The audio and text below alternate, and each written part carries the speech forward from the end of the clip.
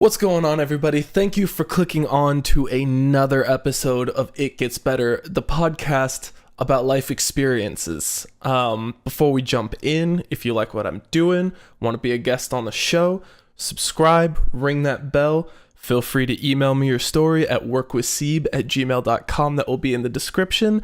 As well, if you're looking for some supplementary reads that you can find for free on this topic, I want to go ahead and recommend to you Ethics of Killing, Problems at the Margins of Life by Oxford Scholarship. The author is Jeff McMahon, and you can usually find this text at your local library. Short read, heady read, but good stuff nonetheless. So let's just get into it. Chris, how you doing? I'm well. How are you? I'm doing pretty good. So I have a couple questions prepared, and I guess the first one is, what is the role of violence in your civilian life? So, in my civilian life, it should be non-existent. Now that, I'm working with the Marine Corps in a civilian sector, my role in violence is non-existent. If I'm looking for trouble, I can go down to like an MMA gym or a boxing gym or a bar or engage in some illegal activity, but outside of that, as for like a normal person, there's nothing. It's not there. So then, in my head, there's a hierarchical structure to society, both, I guess, in like social status, but as well as, the utility of things like violence or compassion or what have you. So why do you think violence is not part of the civilian level of things as much as it would be, say, in another higher level with like police, military, so on and so, like, why don't civilians have a need to use violence in their everyday lives? So we as a society, and I could say this for the United States and as well as the vast majority of first world countries and and you could also say third world countries, but we are a nation of laws. Right. We have different laws that state this is what you can do, this is what you can't do. If you have any issues with your neighbor, you take it out in a court. You go to the court, you get a lawyer, you hash it out there. It should never come down to blows, because if you are going to inflict violence on another member of the pact, the community, the village, the society, that in turn harms the society because you're taking out an active member of that society. No matter what level that they're, involved in that community, it's still removing a member from that Community. So, right? Yeah, and so you said something interesting, and it's that it shouldn't need to come to that, right? And Correct. And if something happens, you need to sort it out with the law and, a lawyer and all that jazz. So if that's the case on the civilian level, which is in my mind the lowest level of society, and then we have structures organized on top of it, like police, military, bureaucracy, so on, then why does it become necessary to solve our problems like that at other levels? The reason I would say that is because there isn't a court that the nations of planet Earth can convene at where there is a hammer coming down and saying, no, this is how this is going to play out. You can say that the United Nations would fit that billet, but the problem is that the United Nations does not have it doesn't have mechanism? Exactly. There's no enforcement to anything that's convened at the United Nations. The United Nations is an agreement with all of the nations around the world that they are going to use bureaucracy and politics and diplomacy to hash out their problems. What happens when that does not work? Each nation is sovereign in their own rights to carry out whatever actions that they have. Now, mind you, there are repercussions for those actions. However, if a sovereign nation and their leaders decide to take a course of action that could result in an act of war, then it is what it is. So it sounds like it's kind of incumbent upon all of us to exercise morality first in order to avoid conflict. I mean, right, you would think so.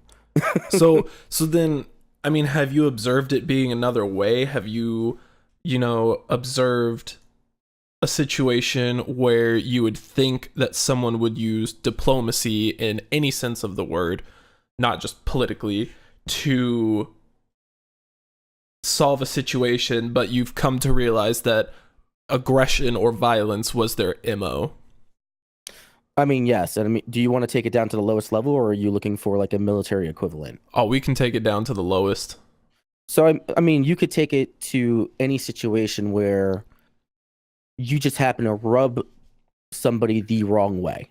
And it occurred in a situation where I had two Marines who were on duty, and one of them was not carrying out their responsibilities to their fullest extent as they should.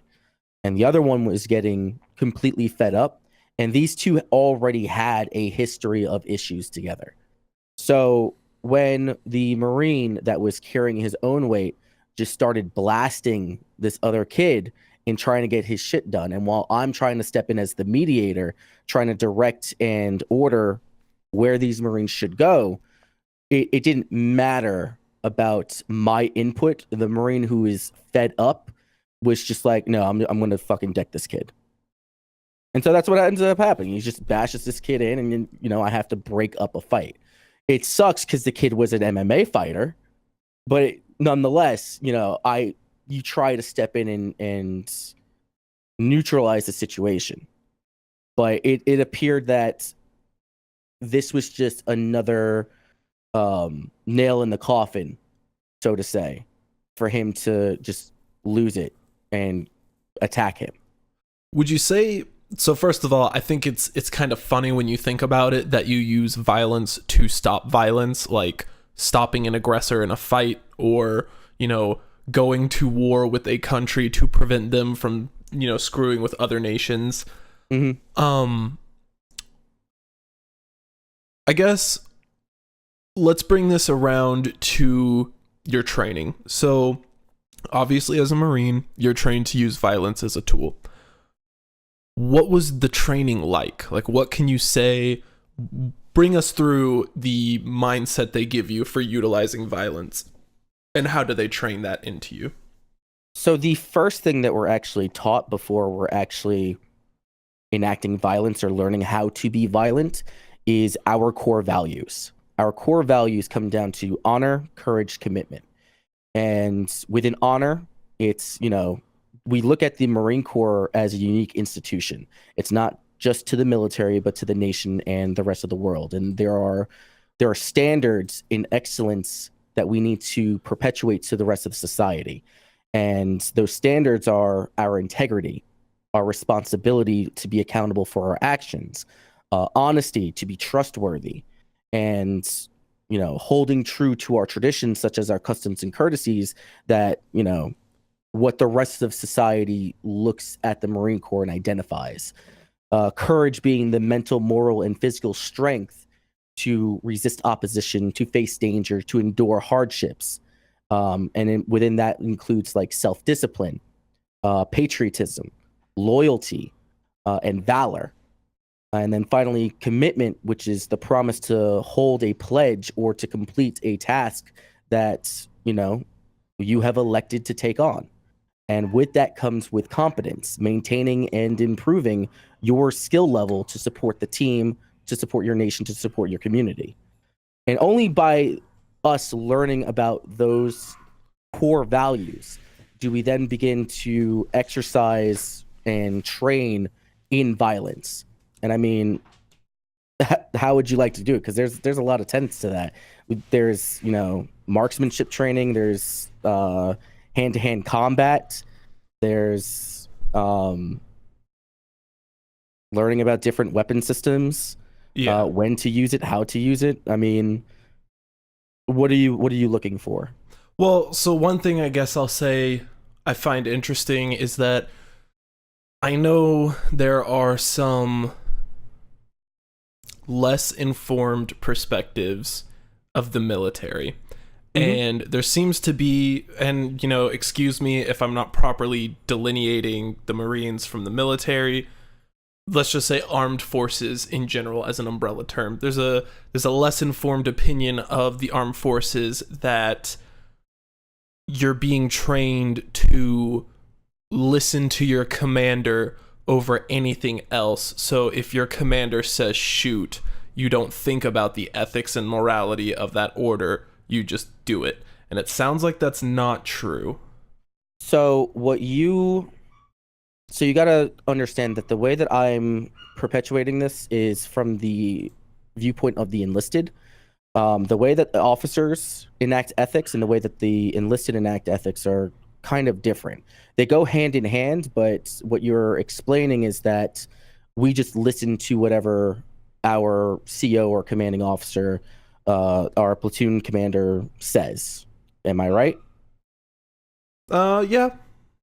So even our commanders are also being taught the same thing and probably at the same stages. So when we're in our first phase, when we go through our training, it's really more about learning about military history, customs and courtesies, first aid, taking care of our uniforms, and then we do a little bit of close order drill. And then we also do a little bit of hand-to-hand combat. However, the hand-to-hand combat is not really direct. So you were talking about how the training between military officers and their COs and how it's different, but they play hand in hand. And then I Right. expressed to you that I feel like there's I don't want to say like a blind obedience, but that the infantry folks or the field folks just listen to what their COs say. Right, and that is true. The enlisted is there's a saying that we have is that the officers are the script writers, but it's the enlisted that run the show and perform the show. We are the grunt work. We're the ones that do the actual work while the officers are the planners. And if we're out in country and we're out doing a patrol and whatnot, it's the officer's responsibility to direct the course of fire in which he wants the Marines to shoot at. But we also value small unit leadership. So within a platoon, so to say, a platoon's about 40 people. Right. Or 40 Marines. You have the platoon commander up on top and then underneath him is like the platoon sergeant. But within that platoon, there's 4 separate squads. And then within those squads, you have 4 fire teams, or you have a number of fire teams.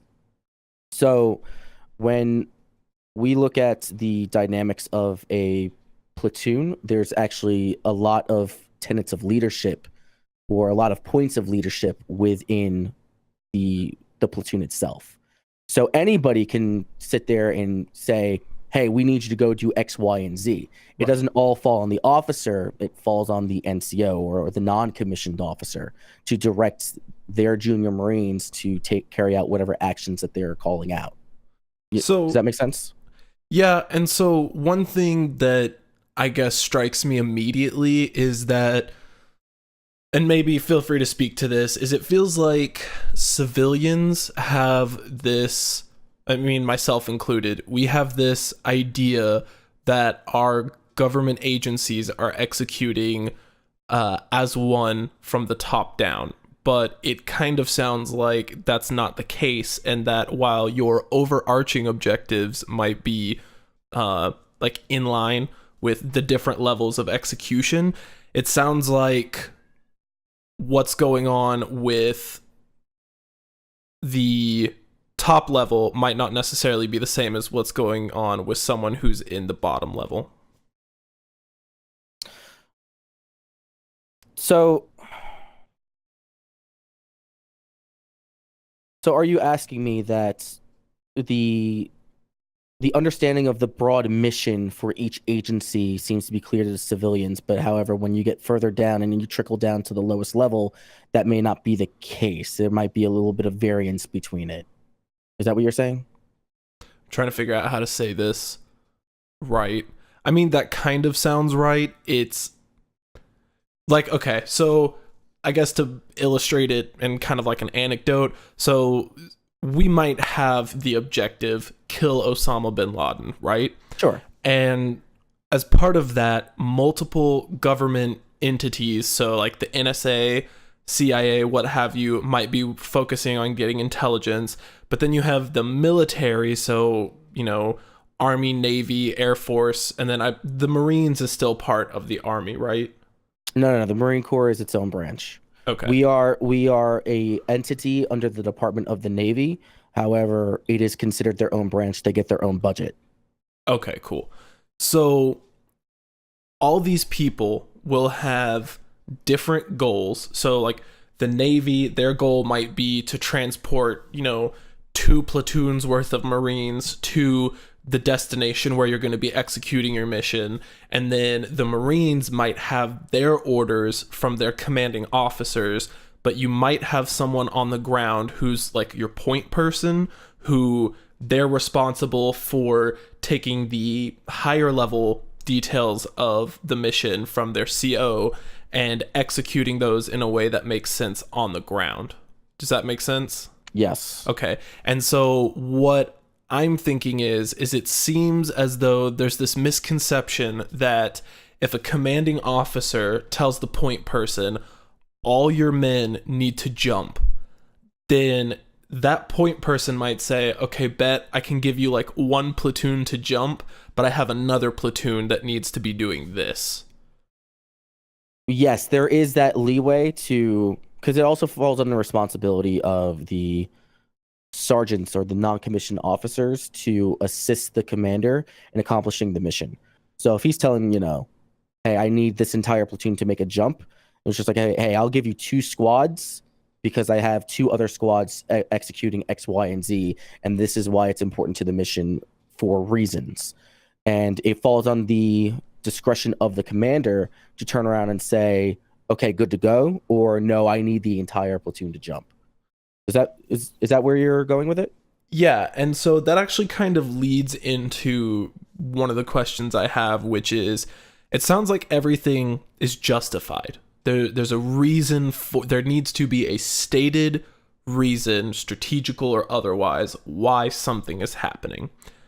So what's the process? I'm not sure if you might be familiar with this, but what is the process of ordering and identifying someone who needs to be taken out?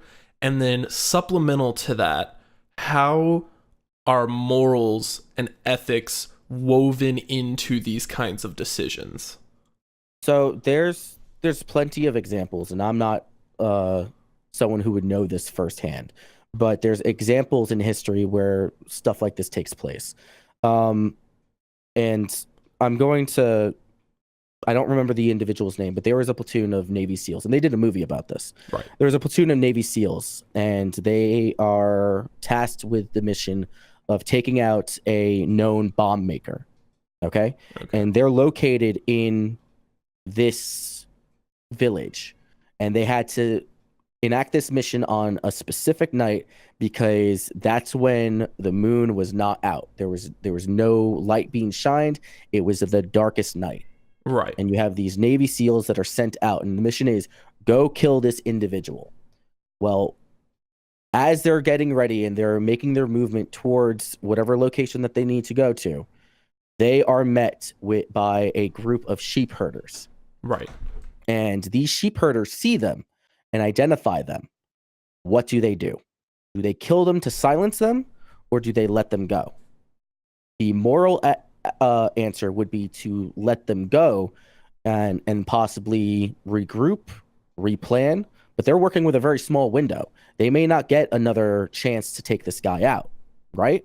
Right. So in order to complete the mission, they should kill them. Why though? Like, why is that the intuitive leap that one might make? The reason is because in order to preserve the life and the mission, the lives of the Navy SEALs and the mission itself, by killing them, you're negating the risk of them going back to the village and saying, "Hey, you got U.S. forces out here trying to kill the bomb maker who's out there killing, hundreds of civilians, terrorizing them in order to influence public opinion to do X, Y, and Z." Correct? Well, so what makes me wonder is there's a very black and white train of thought here. And I guess to me that's a little unsettling because the options are kill or not kill, and no kind of assessment has been made as to so in the same way that you guys would assess a higher level target, a bomb maker, are they really making bombs, or is this some BS rumor that's been going around? So you guys put in the work to say, yes, this is a credible target. If we take them out, the outcomes are this, which further our objectives. So there's research and a justification for doing what you're doing. And then you get down into the smaller level. And let's just, I'm going to kind of use the Middle East as our field, our theater for this discussion. It's the easiest one to go off of because we've been there for 10 years. Plus. They don't have the benefit of education and the level of civilization that the standard of living that we have here.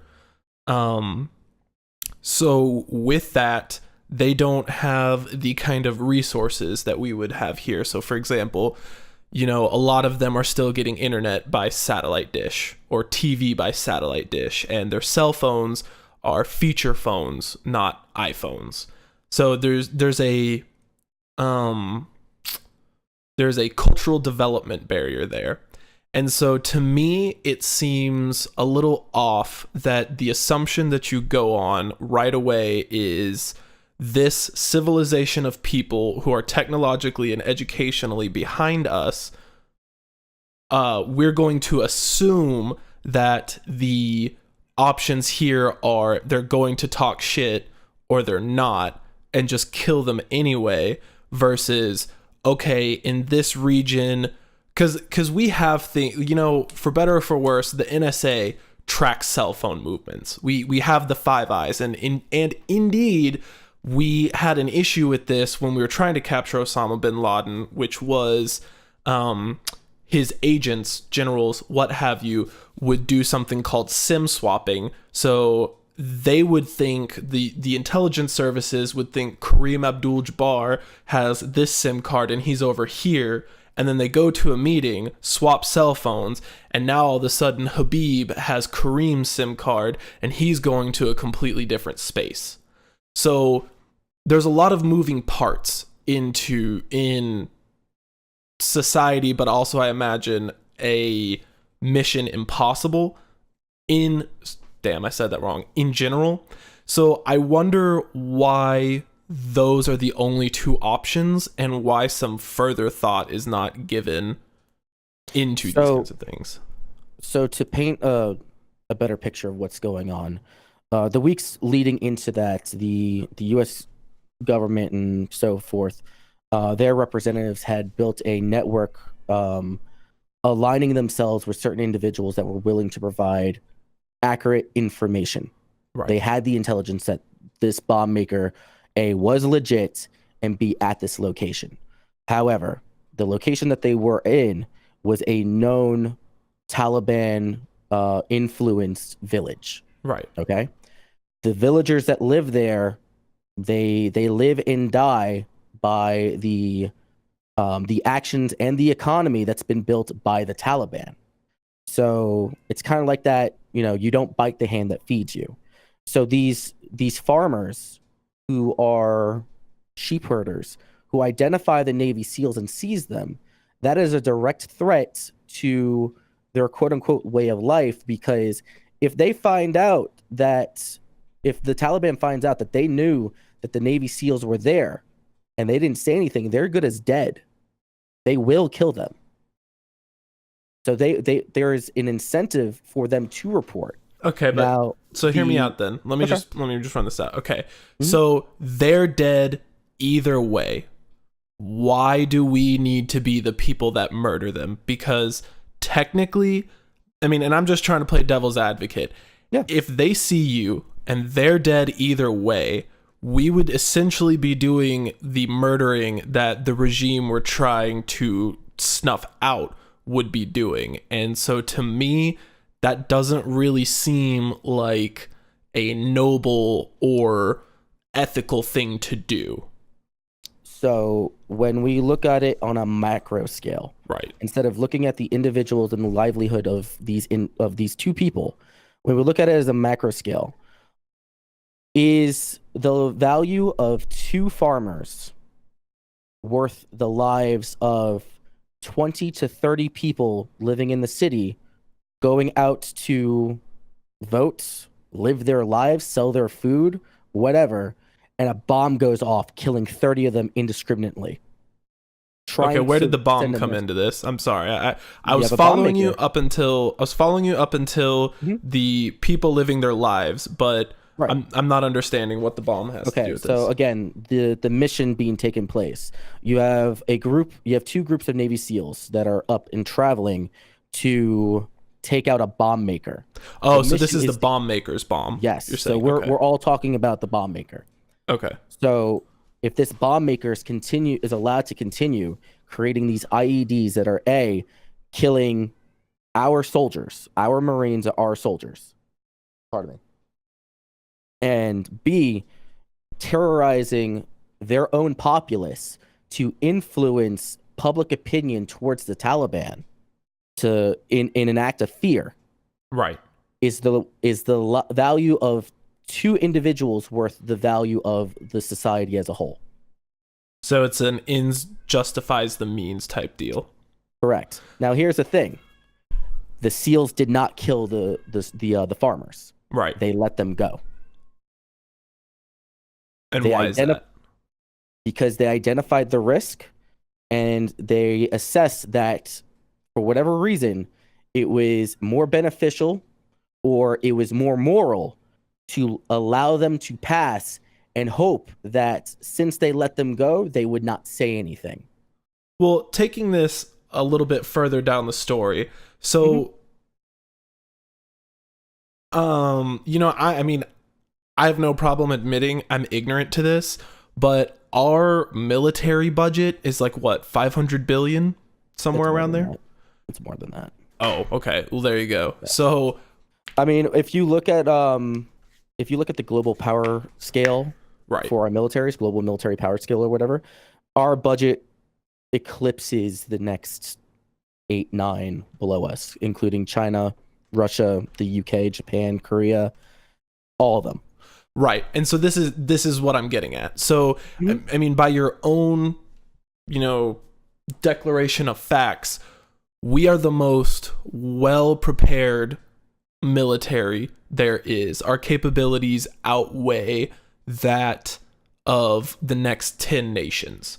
So where might there be a situation in which our resources are not enough to counteract, even passively, 2 farmers? So I don't want you to allude that because our military budget is so high that we don't need the resources that are in Afghanistan. Because there's a lot that goes into budget, and that's my field of work, and I don't think that that's what you want to get into in this podcast. I could be wrong. I mean, we could talk budget. I'm just trying to get an idea. Like, I really kind of want to explore these situations with you, just because I don't think a lot of people we get what the news tells us. We don't get the perspective of people who have been there or people who are there. Mm-hmm. So I think there's some value in not only discussing, the ethics and morals of being in this situation, but also how do these situations work so we can better understand what we're being told later. Right. If So that makes sense. yeah. Go ahead. So I mean, what was the purpose of the United States getting involved in Afghanistan in the first place?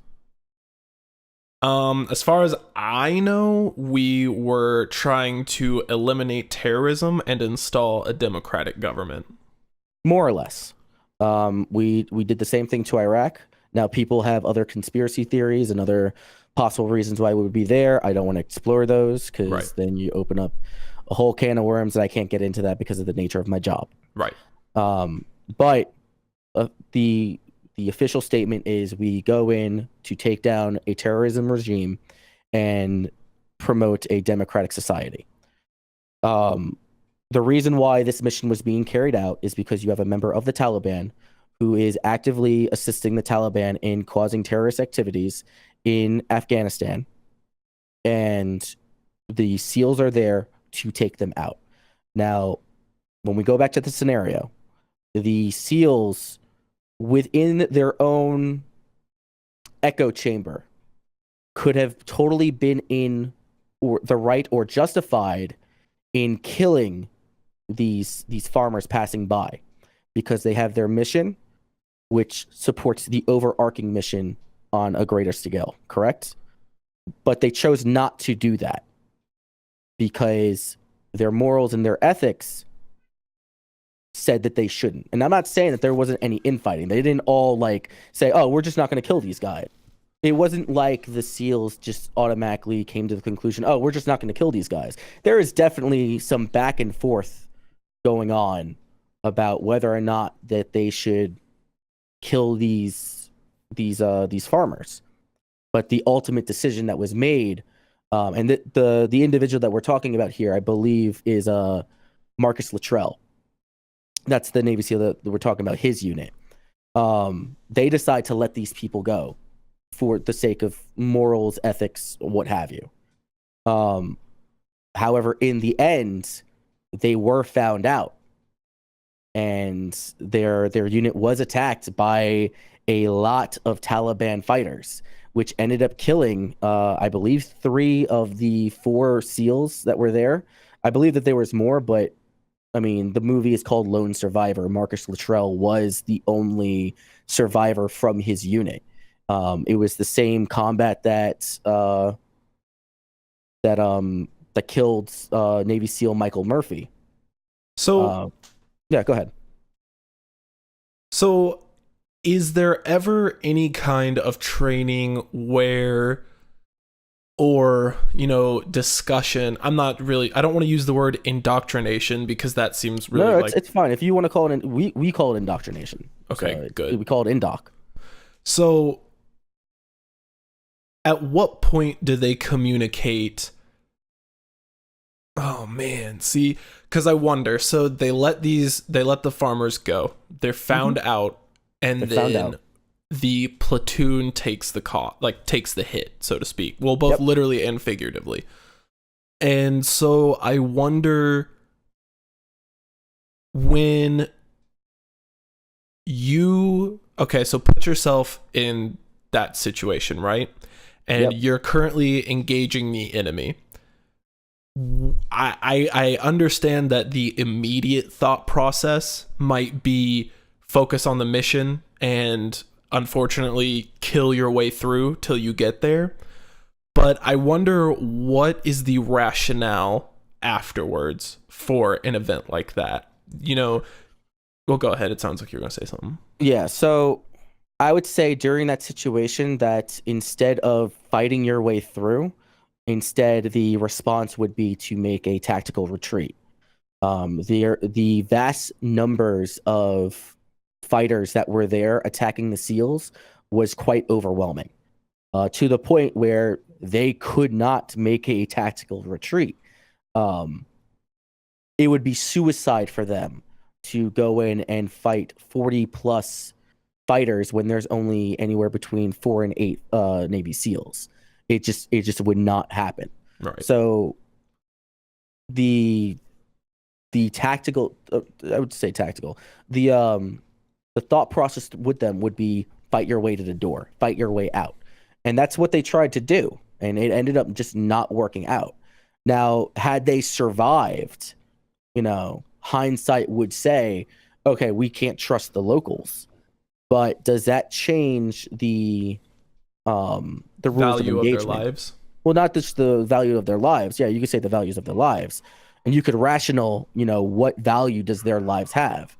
Right. You could sit there and be like, oh, it's, they're human beings. Where at the same time, it's just like they're just fucking farmers. They're not doing anything to to better their nation.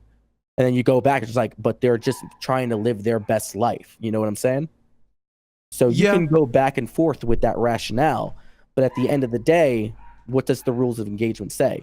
You Well, don't kill civilians. So my thing is I'm not trying to get at a what's right and what's wrong type situation, because Sure. like you were saying, you can Okay. you can beat on that all, but I'm more wondering,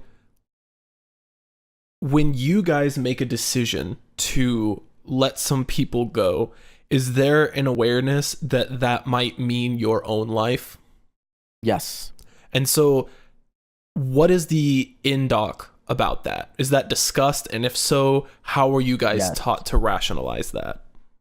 I remember my drill instructor saying that by joining the Marine Corps, you have signed a blank check away to the United States of America that includes up into your life.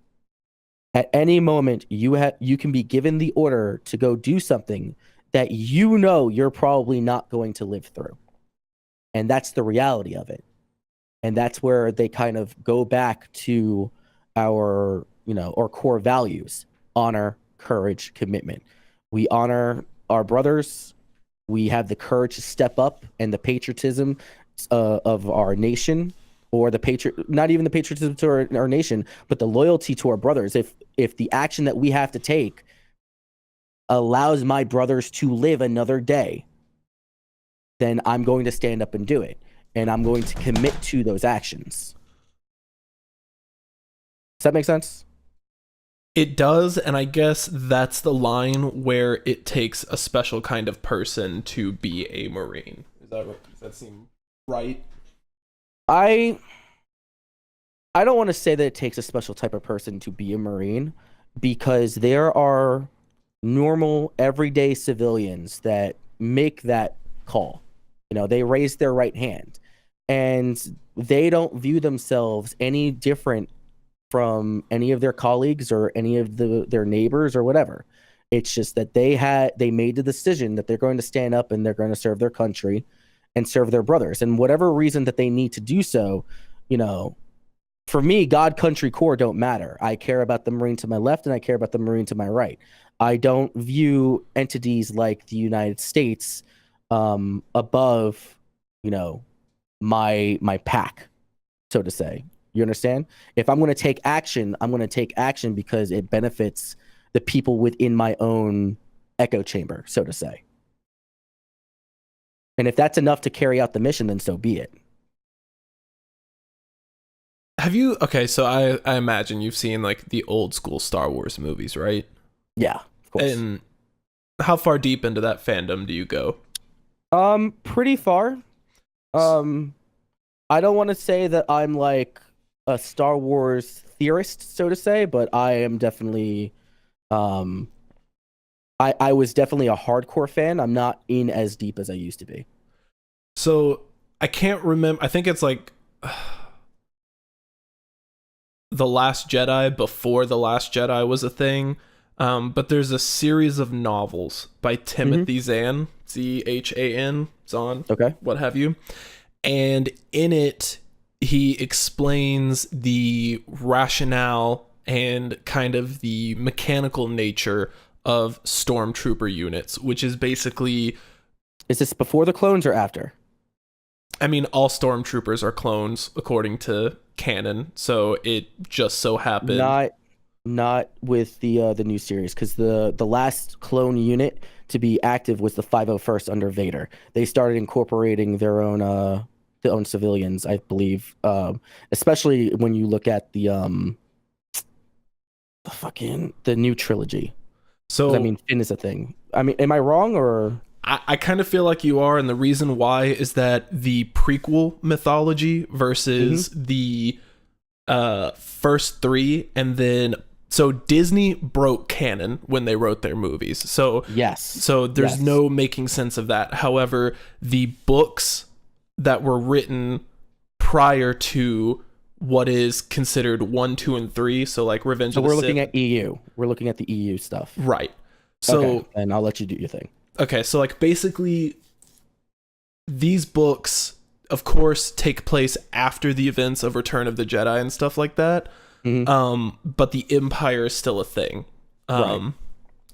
As far as I know, the Empire up until a certain point, like you said, sourced their I mean you've seen Attack of the Clones. So I mean that arrangement is what carried through to the best of my knowledge. Okay, and so basically first I think that's kind of ironic that soldiers are clones. What was I going to even say now? Damn it. Now we started it's talking the about indoctrination that's supposed to make us all the same. You strip the individuality from a person and you're all supposed to work as a unit. So I think that the allegory of using a clone would suffice. Well, here's what's interesting though, is it's just it seems strange to me how in our last discussion we talked about how the purpose of your training was to strip the individual down and rebuild them. Correct. And in that you are taught, accomplish your mission, and if you have to make a strategical retreat, that's fine. And it brought to mind this book where it talks about stormtroopers and how their goal is to push through, not caring about another stormtrooper, because a stormtrooper is basically just a unit of the Imperial military force, and they'll be replaced. So I wonder what it is or how it is y'all are taught to care about, because it sounds like you do, to care about your fellow Marine in a situation. Like what's the indoctrination there? Are you basically taught to sacrifice them, or how are you taught to try and save them? Like what's going on there? Yeah, no. So the way that the Marine Corps is looked at is sort of like a fraternity. It's a brotherhood. I mean, you could also say sisterhood because there's women in active in the Marine Corps as well. But it's like a fraternal organization. Okay? Yeah. No one, and because of our indoctrination, because of the way that we are induced into this brand new culture that no one else is going to understand, it kind of feeds into this brotherhood that takes place between Marines. And because of that, the higher ups would say that it is our brotherhood that keeps us strong, because no one's going to care about you more than the Marine to your left and the Marine to your right. It's just in our nature. And when we compare ourselves to the rest of society, they don't understand us. They don't speak our language. And you could say that, the Marines and the jargon and the culture within can translate to the Army and the Navy and the Air Force as well. That's true to a certain extent as well. But when we're out on patrol, we don't leave people to die. We don't leave them off to the side. If a man goes down, we call out, get the corpsman over here, and if we can get him back into the fight, or if we can ship him off to go be healed, because when you lose a man, you're losing an element of your platoon. And when you lose elements of your platoon, you are not acting, you're not performing at 100%. You're working at like 90%, 80%. And when you lose people in your platoon, that's going to be a mental burden on you. The morale of the unit goes down because your brother that you've just spent the last 6 months to a year, 2 years, however long you've known him, is gone. What does that do to the mental psyche? What does that do to the individual? It can make them angry. It could make them even more ferocious on the battlefield, or that could eat at them, which for many of us, it does. And that carries on years after. And I heard maybe this is wrong, but it's like the Marines have the highest rate of suicide post deployment or post active duty? I don't want to take away from any other branch. Yeah. However, I would not find that surprising, only because the Marine Corps is the smallest branch and we have an emphasis on combat, on infantry. So when you look at all the other branches, they go into cyber and they have their supply and they do other things, right? The Marine Corps' sole focus is to kill, is to fight, is to go to war. That's what their job is. We are the infantry and we're the light shock troopers for the Navy.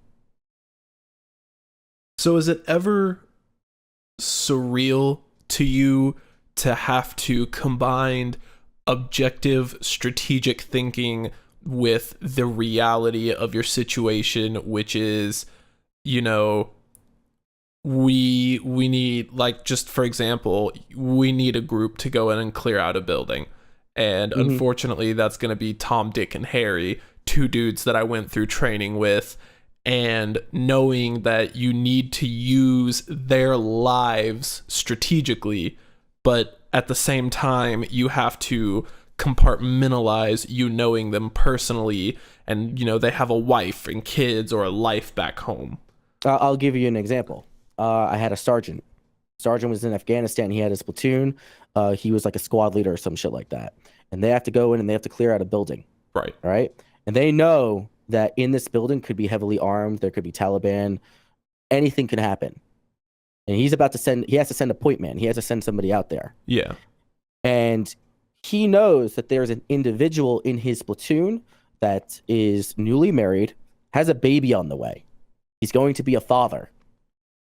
And he has to send somebody. Now, he in his mind would be like, well, rational would tell me to go pick somebody that isn't or doesn't have a family waiting for them at home. You know what I'm saying? Yeah. Because it would just be like, hey, you have nothing else to live for. When you go for the most morbid factoring. Yeah. But it's just like, you know that you're potentially sending this man to his death. But it's that one guy that has the kid on the way that turns around and be like, nah, Sergeant, I'll do it. Send me. This is my job. This is what I signed up for. So it sounds like... And he's just like, all right, fine, do it. And he ends up getting killed. Do you think having something to fight for emboldens Marines? Yes. Yes, I do. It's like I said before. Everyone joins the armed services for a reason, right? Right. So, I mean, for me, it was I needed a job. I needed a way to feed me and my girlfriend later on to become my wife. You know, I have to help my mother-in-law make rent. That was my reason. And, you know, I was willing to accept any of the baggage that came along with it. And you have other people that, you know, join for patriotism. Yeah. You have other people joining because, you know, their buddies are in Afghanistan and they want to be with them or they want to serve with them. People have a lot of different reasons to stand up and fight. People are still holding on to the pain that was 9/11. I mean, that's why a lot of people joined in 2001, 2002. I mean, my family personally lost somebody when the towers went down. So that was like something that was instilled in all of us. We need to fight back. We need to do something. Do you think because I was going to ask you this, but then you actually started hitting the nose. Do you think your reasons for joining would have affected your willingness to engage in combat? So, and I mean, if you want to skip this question, because I know... No, it's fine. I just want to make sure that I'm understanding the question. Are you asking me that knowing what I know now about the nature of the Marine Corps, and because of my reasoning for joining, do you think that would change? No, I'm asking more of like an in-the-moment type deal. So earlier we discussed someone with a family charging into battle because they have something to fight for. And then your reasons are, I guess, more objectively based. Huh? Yeah.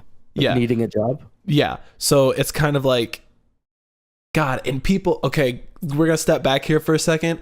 Guys, sure. The next time y'all are at work and you're doing some bullshit in retail, or your manager is bitching at you, think back to Chris, where his job was being in the fucking Marines.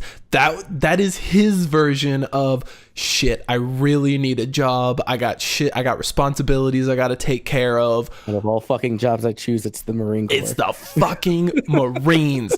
Perspective, family. Perspective. Okay, so now that that's done, yeah, so I mean, basically it's, do you think that if you had been in a combat role, would your situation of having a girlfriend and a mother-in-law to support and needing this job for the check would have affected how willing you were versus, say, someone who has a family and a wife, and they could probably easily rationalize, hey, I'm going out here to protect my family and my wife and to keep this shit on this side of the world and make it safe for my wife. You know what I mean?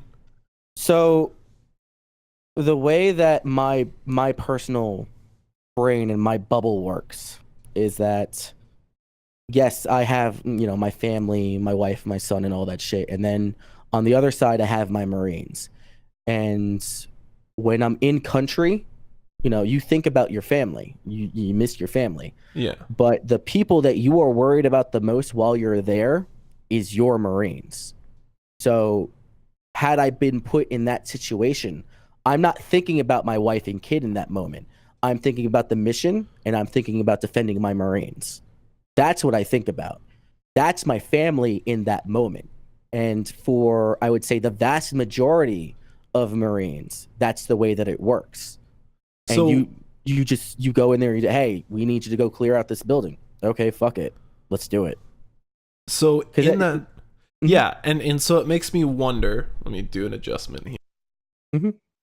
So it makes me wonder, how do they indock auxiliary thoughts out of your head? When you were going through training, were you ever aware of how they taught you and, conditioned you to leave everything behind and stay in the moment? Because I can see, just to be blunt, at face value, I can see the utility of being able to think that way, because one bullet and you're done. But at the same time, I wonder how it is that they package and condition you to be that way, if that makes sense. Well, I would say the first thing that they do is that they isolate you. You have no ties to anybody outside. You get a letter, right? You could send letters to your family. That is your reach to the outside world. Other than that, it's you and everyone else that's trying to be a Marine. It's you and everyone else who is a Marine, right? Right. You're not allowed to go out in town. You're not allowed to do whatever. You eat what they give you. You dress what they give you. And then you do the work that they tell you to do. And any sort of free time that you have is you spending it with your Marines. Now, let's transition that into like the various stages of training and then go into your first unit. When you're at your first unit, you're assigned to a squad, and your squad does everything together. You eat together, you PT together. You don't leave your squad mates, right? To the point where it becomes like rivalry between squads and units and shit like that. There'll be full-blown fights between two Marine units because one of them was just talking shit. And that's just the nature of the culture, because when you're assigned to your unit, you are an extension of your brother next to you. Yeah. Right? So go ahead and take it from a garrison perspective when you're with all your Marines, and then put you in country when there's literally no one there that's your friend other than the Marines. You're willing to do whatever it takes to make sure that everyone goes home, even if that means that you're not going home. So does it sound right to characterize this as conditioned tribalism? Yes. And so how does one psychologically decompress from that? Because my humble read on this is that basically, like you said, you're taken away and then you're pretty much tangibly stripped of your civilian identity. You can't really talk to your family. I imagine you don't really have electronics like a cell phone or a laptop or what have you. It's really just you have what you need. You have what you need to do what we want you to do, and that's it. Are you talking about while in the service or as a civilian? While in the service. While in service, yeah. I mean, some people might have a phone. You know, some people might have a laptop. You don't really get service. The service is shit. Like, the only purpose that those two things have is for like entertainment value. You know, when you're not doing anything and you're in country, you're like watching movies or washing your clothes, trying to get something decent to eat other than a fucking MRE. Well, so what I was going to ask. By. Yeah, and so what I was going to ask is, what does the military do? What do the Marines do to help civilians or help Marines who are transitioning back into civilian life decompressed from that conditioned tribalism and assume their identity as a member of the community again? Oh God, that made you laugh. That can't be good. That's a good question.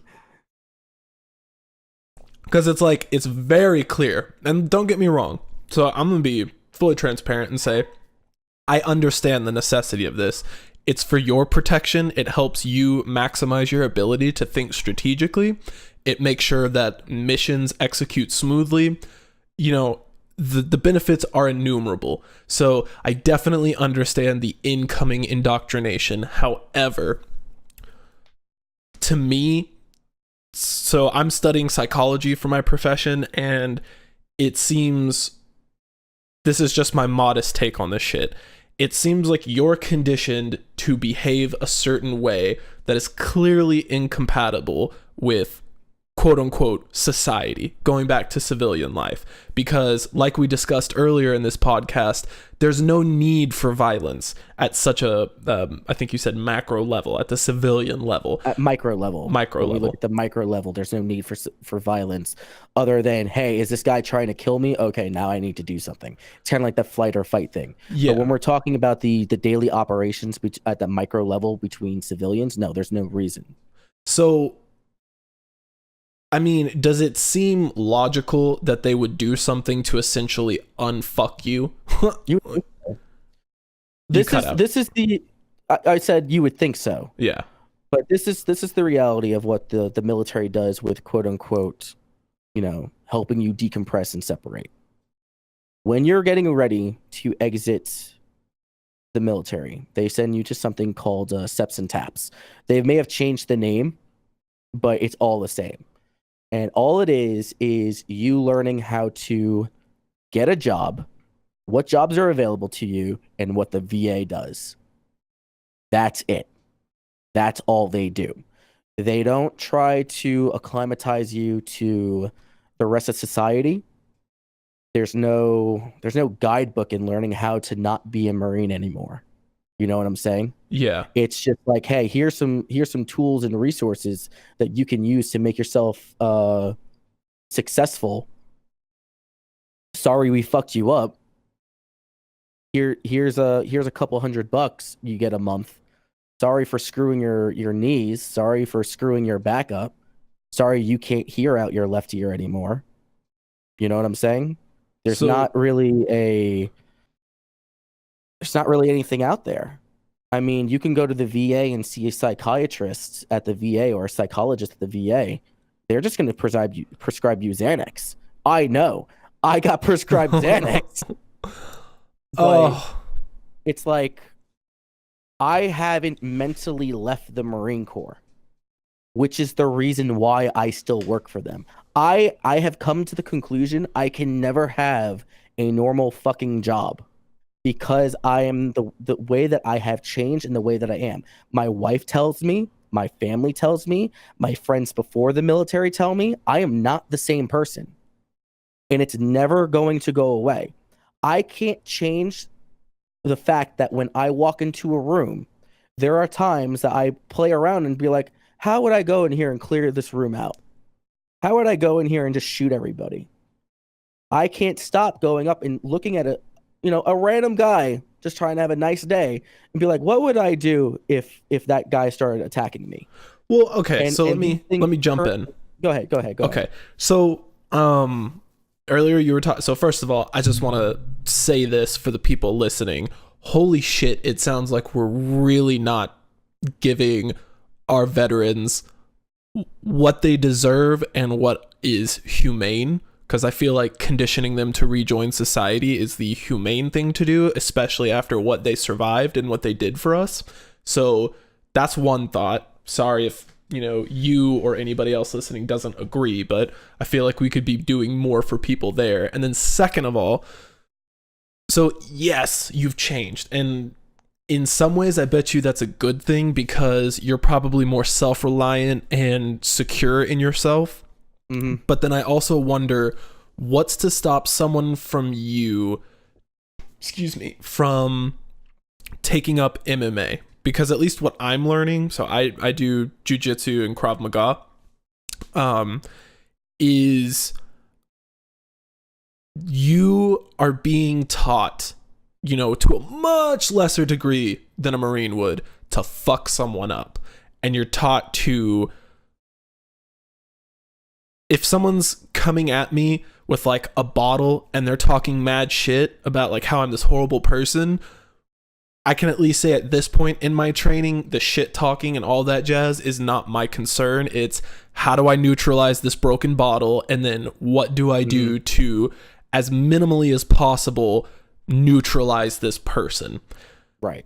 What's to stop you from going into a martial arts program and adopting that mindset as a way, because yes, you have those instincts of a Marine, but then also you could come back to civilian life and learn the discipline by way of martial arts to learn how to focus what you know. So let me see if I'm getting this right. I don't want to discount what people teach you in BJJ. Yeah. Because that shit's pretty hardcore, and we've adopted a lot of that stuff in, our martial arts program. That said, I mean, nothing is stopping me from going into, a dojo and signing up for it. However, they're in dock, so to say, because when you go to a lot of dojos, especially when you go to traditional karate or you go to, Jeet Kune Do, they're teaching you the philosophy of that art. And a lot of it is very positive things. It's, teaching you how to control your emotions, how to be a better person. You can make parallels between the military or, self-help stuff or yada, yada, yada, whatever. Yeah. Me as an individual, that would not erase everything that I had in the Marine Corps. And I don't know why necessarily that would be. I can only speculate. Could just say that because I went through the experiences that I went to so young or for so long, or it having such a profound impact on me to the point where it changes my persona, all I'm hearing when I go to these dojos and they do their philosophical lessons, yeah, it's pretty much all of the the quote unquote positive things that I heard while I was in the Marine Corps, because there are parallels drawn if you look into the lesson plans that military members are taught when they're in the training pipeline. They're there. Yeah. Maybe not as poetic, but they're there. So I would say like nothing is stopping me from going. I would just say that I can't guarantee, or I wouldn't say that it would change who I am, because it doesn't change the experiences that I have. Well, so I completely agree with that. I think it would be very really unintelligent to assume that someone can 100% shed the experience of being a Marine or otherwise involved in the military. But my question is, why can't something like that, why does it need to replace it? Why does your identity as a Marine need to be replaced with an identity as a civilian or a BJJ practitioner? Why can't you use what you're learning about self-control and, you know, efficiency in combat in BJJ to enhance not only your coping with being a Marine, but your effectiveness as a Marine? Like, I feel like when you learn a new combat skill, that just layers on to what you already know. So you have the benefit of being a Marine and you have like the discipline and the mental clarity to execute. Now you transition back into civilian life. And while the Marines were indoctrinating you to be a killer, here you're coming back into the civilian life where you can be taught, you know, if BJJ or some form of martial arts is what you want to do, hey, this is how you fuck someone up, but this is the way you need to think about it. So like for me, for example, we're taught basically that this is how you fuck someone up, but the first thing you need to be focused on is how do you de-escalate the situation before it comes to a point where you need to fuck someone up. So I wonder, I think you're looking at the escalation of force and the theories behind that, or the rules behind that. Well, no, what I'm trying to get at is complementary things are being taught. It's just that in martial arts, they teach you to have respect for the other person, whereas the Marines might teach you to be more objectively, hey, these two farmers are a risk. Do we execute them in service of the mission or do we let them go? And so I wonder why it might be difficult for a Marine to take the lessons that they would learn in that kind of capacity and assimilate that into their overall identity. So, hey, the Marines taught me how to be a fucking badass, and then martial arts has taught me how to be a badass in another way, but then also control myself and make wiser decisions pre-engagement, versus where in the military, or the Marines, excuse me, you're just told this is your engagement. So you don't even need... You go ahead. I don't want to paint the picture that Marines are just, you know, hey, go do this, and they break down whatever walls and barriers that they have to in order to accomplish it. Yeah. There is still a level of responsibility that are taught to Marines. It's part of our core values. It's under honor. We are to be accountable for all of our actions and inactions. And, you know, we know that when we're out in public in our own society, if I'm getting into a fight with an individual, my first instinct is not just to kill the guy, or it shouldn't be, because that's not why we're there. We're there to do a job, and this is just an unfortunate circumstance that is arising out of it. Now, am I going to go fuck this guy up? Probably. All right, that's just the reality of it. And the way Marines do it is completely different from the way... Don't discount BJJ. You could probably beat the shit out of a lot of Marines in a traditional role. You know, you tell them, hey, let's go roll, and you'll probably tap them out. Like, complete honesty. But I mean, like, you get a Marine who is in shape, well-trained, you know, and just doesn't give a shit. I mean, he's going in there to go fuck some shit up. He'll be held responsible for the degree that he goes through that. But I mean, we know our first instinct, if we get into a bar fight, is not to kill everyone in the room or not to kill the aggressors. We just go in there and try to embarrass him. Like, that's just what it is. We know who our targets are. We know who it is that needs to be killed when that time comes, whether it's by an order that's given to us or for self-preservation. If I identify that you are not going to grievously hurt me or kill me, then I can't go in with the same intention, so to say. You know what I'm saying? There's rules of engagement even in civilian life when dealing with people.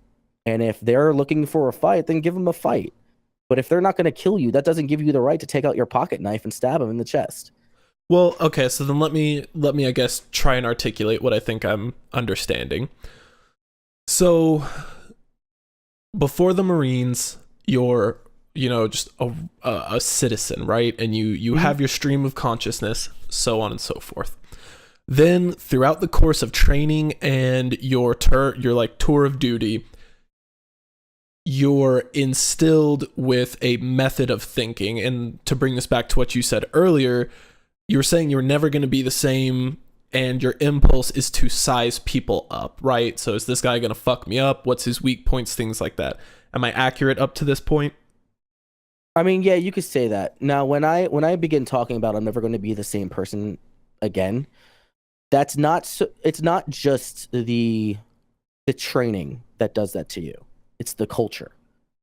When we talk about the Marine Corps, you can say that, Marines are from another fucking country Yeah. because they act differently.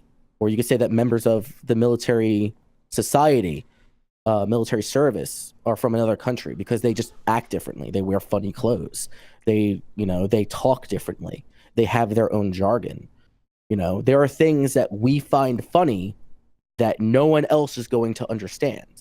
We are put in stupid situations that you would never put a member of society in. And I'm not talking about just in country. I'm talking about like dumb shit that happens when you're in the office or when you're in the warehouse with your platoon. Just dumb shit. Like, I mean, if you were put into a situation where you had to wait around 14 hours a day waiting for word on what it is that you're supposed to be doing, and that person's supposed to come in at 4 and they don't show up at 7, but you're supposed to, do X, Y, and Z. What do you think that that's going to do within the populace of the group? They're going to find something to entertain themselves, or they're going to find a way to instill quote unquote discipline. So they start fucking with each other, whether properly or improperly, and it's through those experiences that shape who we are as Marines. Like, the best example that I can give is that politically, I identify as a member of the center left, right? Right. However, many people in my political scope, I would say, is incredibly emotional. Oh I yeah. am not. I am not an emotional person. I would say that there are members, not all members, but there are members that do not look at things objectively. And just because that they are an asset, just because an idea is an asset that's counter to their political ideology, that it needs to be immediately resisted. I am not one of those people. And that has a lot to do with the way that I grew in the Marine Corps. I'm going to be faced with different ideologues, and I'm going to be faced with different scenarios, and I need to be able to think in an objective and strategic manner to tackle or to understand them. So I don't get along with a lot of people that are in that scope, and that's something that's very prevalent in the types of communities that I'm in. So it's very difficult for me to acclimatize to this society level of society, or this level of emotions in my society, because I'm just programmed differently. There's no value. It sounds like there's no value in being emotional about anything, but there's value in being objective and then executing on your. Yes. Okay. So, okay, awesome. So we had that bit. So let's say you're forever altered in that way, which I don't think is actually a stretch to say. Okay. Why does that have to mean that being a Marine or an infantryman or, any member of the armed services, that has to imbue an identity into you that cannot be enhanced by civilian activity or civilian modes of living? So there's nothing stopping a Marine from participating in his, surrounding civilian populace. A Marine can go to BJJ. A Marine can go, to a fucking video game store or a card shop and hang out with the motherfuckers that are over there. Right. I mean, you can go to a civilian bar. There's nothing stopping you. However, a Marine is always expected to exhibit the customs and courtesies within our own culture at all times. Now, does it happen all the time? No. And sometimes those people pay for it because them's the rules. You know what I'm saying? So you're expected to be a Marine even when you're not in the Marines. You are a Marine 24/7. There's no ifs, ands, or buts. So then would it be fair to say that what you are being taught by the armed services is incompatible with being a civilian, and if there's no way out of it, that you're basically doomed to not enjoy a full life that you otherwise would have? So when you're in a society that tells you how to act, tells you how to talk, to a certain extent, I guess you could say tells you how to think, although that doesn't really work out all the time. Yeah. Where to go, where to eat, where to sleep, what to do. When you're in a society or in an organization that pretty much from the top on down gets told who and what they're doing, and then you try to apply that to civilian life, that's a recipe for disaster. And that's something that a lot of service members have a hard time doing when they're trying to acclimatize to the civilian world, because it's a completely different beast. When you're out in the civilian world, to us, it could be like the wild, wild west. And unless you are a motivated or objective person, like I think I am, you have a hard time making it by. And I would say that is the reason why a lot of people feel like a lot of veterans feel that there's no hope for them, because they don't know how to acclimatize to a civilization that doesn't think, act, do the things that we did. I hope I answered that correctly, or somewhere along the lines. I guess in my head right now, I'm trying to process. Earlier in the conversation we talked about, exit care, and just kind of like, how do the Marines or the armed services help you transition back into being a citizen? And I think we kind of assessed that even though there's a program in place, they really don't. Let me clarify something on this. Okay, shoot. When the Marine Corps, and I'll have that represent all the other branches, when the Marine Corps turns around and say that they make model citizens, they're looking at their core values. They're saying that we instill honor, courage, commitment, integrity.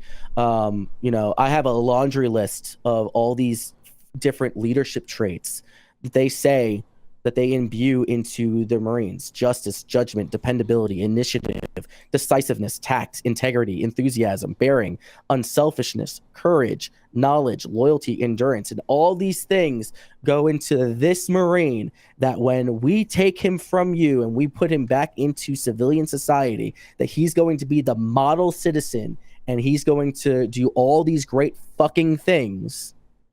And that's just how it works.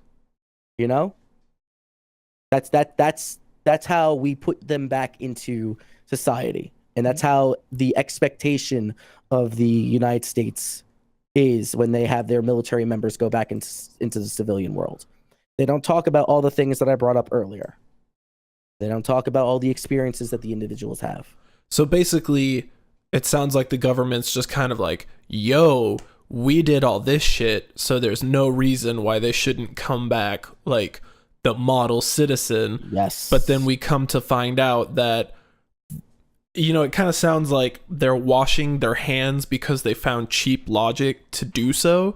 So, it basically kind of sounds like they're saying, yo, we had a Marine and now they're coming back into society. So because we indoctrinated them so heavily with, honor, commitment, blah, blah, blah, they should be a perfect citizen. And then when that doesn't happen, they're just like, well, I don't know what to tell you because this is how we train them. So I don't want to make it seem like that, because there are resources out there for veterans who are struggling.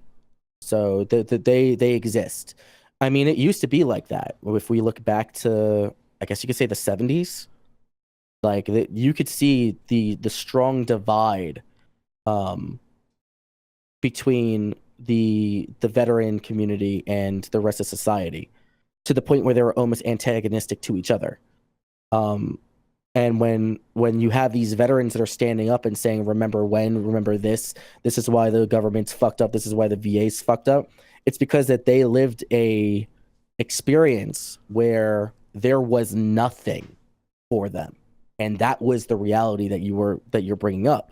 And it took members of the community and Congress and the government to sit there and be like, yeah, our veterans, we're kind of fucking them over. And so they're now turning around and trying to create these resources, and even other veterans who are able to get out alive, so to say, and able to be successful are turning around like, hey, I need to make a foundation so that my brothers and sisters don't fucking kill themselves. I need to make a foundation so that my brothers and sisters can find a fucking job and feed their family and not get divorced and not have no money and not live on the fucking street. Because that shit happens all the fucking time. I have 2 Marines that I haven't heard from in a year because they're out on the fucking street. I don't know where they are. No fucking clue. But because they weren't adequately equipped, whether it be by them not doing what they were supposed to do or by their leadership not making sure that they had all the resources available to them, or the VA not providing those resources after the military, you could chalk it up to any of those things, you know? So, I mean, now when we look at it, there is a level of effort, but if you ask veterans today, the majority of them are going to say it's never going to be enough because we still have issues. So whose responsibility is, okay, so like I feel like in some ways, like in and around the World War I, World War II era of things, we started setting up like support services for our military. Like I mean I don't know about that. I would say closer to Vietnam and then thereafter. I mean, we had things like the GI Bill. Wasn't that introduced around like the World War II-ish area? Yeah, that's true. I mean, the GI Bill was utilized to let them go to school when they let came them go back. to school and yada yada. And so another couple benefits I'm aware of is that typically armed service members get more attractive loans for buying a house, you know, healthcare through the VA, but I don't think that necessarily works. We're not going to talk about that. Yeah. I'm only healthy because I have my own insurance. Let's just put it up like that. Boom. So, I mean, I'm glad you said that, because kind of what I want to get at then is, what do you think is a good or ideal solution for taking care of service members? And is that our responsibility as citizens to do that, or is that the government's responsibility as the people who molded these people into what they are? I would say that it falls on the leadership of the unit to ensure that all exiting members of the military service are aware of all the resources that are available to them, that there is a level of a decompression period for them so that they can attempt to reintegrate into society.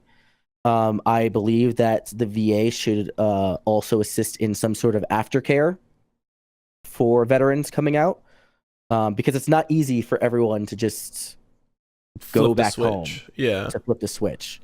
I mean, we see Lance Corporals all the time. You know, gotta get my DD 214. You know, I'm out this bitch. Uncle Sam can't do shit to me no more. And then they go out into society, and months later, they're calling a prior service recruiter saying, yo, I need to get back in. That happens all the fucking time. I had a Marine, I'll use his first name, Trevor, who hated the Marine Corps while we were there, hated what he did, hated that he had to do all this other extra bullshit that he wouldn't have had to do if he was back at home. When he was back at home, he was working in his pop's deli, cutting meat, you know, cutting deer meat and you know, hunting and all that great civilian shit. And when he got back home and tried to go to college, he lasted 5 months. And he frantically calling a prior service recruiter, only to end up finally getting back into the service. And he's the lucky one because they don't take many people back into the service. Why is that? Because you have a higher, they're trying to get a higher number of younger people. Oh. They're trying to get more younger people to come into the service because it fills out their billets at the lower level. I don't know if you, I mean, it should be obvious, but like any organization, they should be set up like a pyramid. So your junior enlisted should be the largest group. You know what I'm saying? Right. And then as you move up the ladder, it slowly gets smaller and smaller and smaller, and that those ranks become more exclusive. So what ends up happening is that on average, anybody that joins the Marine Corps, there's only a 20% chance of them re-enlisting. So go ahead. I mean, I guess practically that makes sense, but in execution, do you think that makes sense, or do you think that's actually just kind of screwing us over because instead of having more Trevors in the military that not only have already been trained but are now demonstrating a, you know, like a willingness, like this is what I want to do, we're saying sorry, even though you've served with honor, you got honorably discharged, and you're... So now we're talking a little bit more about the quote-unquote meta of the Marine Corps, if you want to call it that. Well, I'm talking about armed services in general, because this is involved. So, for example, let's take my friend Trevor. Anybody who serves in the Marine Corps is set on a tier list. So, for example, my entire service, I was a tier 1 Marine. I was the best at what I did. Best physical scores, best shooting, best proficiency and conduct marks. I was a golden boy. And then you have somebody who is like Trevor, who is a tier 3. Right. Okay? Tier 3 makes up 50% of everybody in the Marine Corps. Tier 2 makes up about 30. Tier 4, which is the lowest tier, makes up 10, and Tier 1 makes up 10. If you have a Trevor, and then you have somebody like me, and we're both trying to get back into the service, and there's only a certain allocation of boat spaces for this rank that you held. You know, I was a sergeant in my field, and there's only so many sergeants they can allow back into the service because they can't stifle the corporals and the lance corporals who are also trying to get promoted. You know what I'm saying? So unless there's like a dire need for people in a specific MOS that we need those sergeants, then the prior service recruiter would say, okay, yeah, we'll take you. Or they'll turn around and say, hey, we need people as like an amphibious vehicle operator. Will you change your job? Yes? Okay. You're going to go from a sergeant to a lance corporal. You're going to go down in rank. Are you willing to do that? So there's a lot of factors that are involved when it comes to allowing service members to come back into the military. So you have a grading system. There's a grading system. So for example, if it was me and I was a sergeant, I was an E5, if I were to go back into my job as an E5, they could turn around and be like, yeah, sure, we'll take you, so long as I can still maintain everything that was on my tier 1 record sheet. Now, if I can't do that, they're not going to fucking take me, even though I was a tier 1, even though even though my fit rep said promote immediately. It doesn't matter. Now, if you take somebody like me, and let's say I had all those things, but there's no boat spaces in my MOS that will stifle the corporals and the lance corporals from getting promoted, because they owe it to them first. They're the priority because they're still in the Marine Corps. They're still the quote unquote lifeblood of the Marine Corps. And there's another job available. If I take that job, I'm not going to be a sergeant. I'm going to be an E3. I'm going to be a lance corporal, if that. Well, that's, I mean, just to be honest with you, that's kind of throwing a wrench in my thoughts just because I didn't know a grading. I mean, it seems intuitive hearing it, but I didn't know that a grading system existed. But I mean, I compare it to like frame data in fighting games. There is a whole meta when it comes to the military and like the individual getting promoted. You know, there's a lot that's involved. Yeah. There's a lot that, you know, and I mean, if you compare it to like the things that you have to do to move up the ladder in a corporation, you can say that they're kind of on the same level, but there's just so much involved in the Marine Corps. And you are competing with all of your peers in trying to get promoted or to hold on to your job, you know? Yeah. So, I mean, there's a lot. There's a whole lot. Well, sir, I appreciate it. I at least want to say I've learned a couple things about this, and my perspective on, you know, the armed services in general has kind of changed as a result.